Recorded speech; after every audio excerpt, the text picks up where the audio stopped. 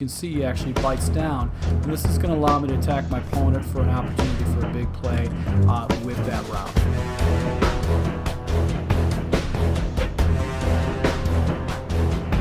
Hey YouTube, this is Prometheus giving you another offensive tip play. I had a formalized request from one of my patrons to create a mini scheme out of the quad bunch formation. So it's a formation that it's basically got 4 wide receivers on one side and a single wide receiver off the left-hand side.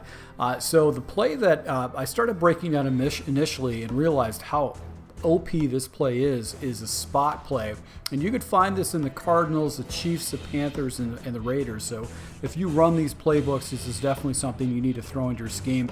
I actually put a full offensive scheme, 5 passing plays for my Patreon for the Cardinals playbook, but I wanted to show you why this play is great. And this is going to be the base play that I'm going to call majority of the time when I'm playing online.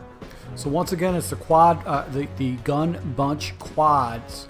And the play we'll be taking a look at is going to be the spot. Now, if I'm going to run this play, I'm going to run this play where I'm going to have the quad side, the 4 wide receiver side, on the long side of the field. This allows me to go ahead and just stretch the field effectively. And what's cool about this particular play is that it's going to allow me to go and hit my opponent on both flats. I'm going to have a guy over the middle, I'm going to have a corner route, and I'm also going to have a seam route off to the right hand side. Now I'm going to show you this. I'm just going to do a little bit change of pace. I'm going to show you some hot reads, some zone reads, and then some man reads in this breakdown. But let's just go with the hot reads on who you should get rid of the ball to quickly if your opponent starts blitzing you. Alright, so this is how I like to set this particular play up. I like to take my outside receiver, Hill, and put him in a smoke route, like so. I'm going to also take my tight end and actually put him in a drag route. So this is going to be the play art that we're going to have set up, smoke and drag. And what we're going to do is we're going to watch the defender over Hill and see how he reacts to the play. If he comes biting down, that typically means I've got a man coverage and I'll be able to hit Hardman over the top. If he actually takes his back and flips it to the outside and puts his back and kind of floats at about a 10 or 5 yard depth, that means it's cloud coverage. I'll make my progressions from there. If he floats up, then I've got zone reads from there. So we're going to watch basically the defender and see what he does. As you can see, he actually bites down, and this is going to allow me to attack my opponent for an opportunity for a big play with that route. So my read is going to be this defensive back right here, and if he comes down, I'm going to go ahead and make my next progression. If he comes down in a man read, I know that I essentially can hit this as a hot route. I'll be able to go and pop that. But the way I've developed this play against anybody that does a lot of aggressive man blitzes, you've got like this mesh concept. I've got a quick hitter with basically this route right here with the drag with the tight end. I've also got this corner, and I've got this guy right here in a spot route that I can go ahead and low ball into a fast read. And we're going to watch our reads, and you can see the little drag route is going to be available for you, and if you've got a really good tight end like Kelsey, you can pick up some pretty good yards. So that corner route is going to be available for you, big play.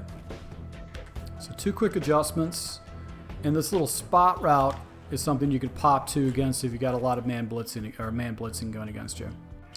Now, another thing that's unique is this route right here. This is more of a zone beater than anything else, but you will get separation. So against man coverage, your progressions are pretty much the same. And if you get that corner route, you want to go ahead and pop that because you obviously can turn that into a big play. And also you've got the dragger by the tight end in the backside, and you get like this nice little block by the running back on that outside position. Now, one other thing too is if I got an opponent that's running a lot of press coverage, I'll also go ahead and just leave that fly route out, so that gives me an opportunity for a 1-play touchdown if he's using a lot of man press coverage or man blitzes. Now, what about random zone coverages? So once again, the same type of a look. And against like hard cover 2 flats, that corner route will be available for you. But if it's a soft zone, against cover 2, you can actually hit this seam right here. So if a guy's showing me a lot of zone coverages, once again, my first read is going to be right here. You can see this guy flips his back. It means he's playing a cloud flat. And he's going to take away that passing lane for me. So I'm going to make my next progression. I can check it down. or I can look to this route. So I look to this little stick route because sometimes with the cloud coverages, this guy will not be available. But if that's taken away, I can go on to my third read is going to be this weird post route by the running back. And because he gets inside leverage and then curves back up again, against cover 2 coverage, I can usually hit that for a big play. So this is a really good play to go ahead and have in your scheme. You pretty much can hit the inside of the field against your opponent. You've got corner routes, you've got a seam route, you got flats.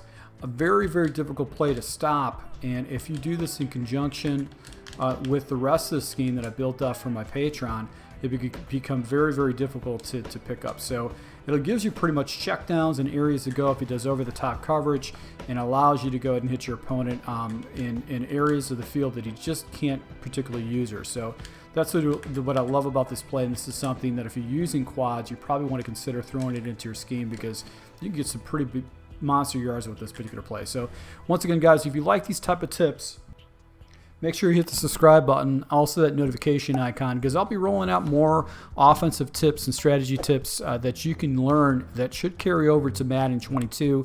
I try to build my stuff conceptually, not by money routes that blow up or basically glitch out the defense. It's more about clearing out zones and making right progressions and reads. So thank you for your support, guys. Until next time.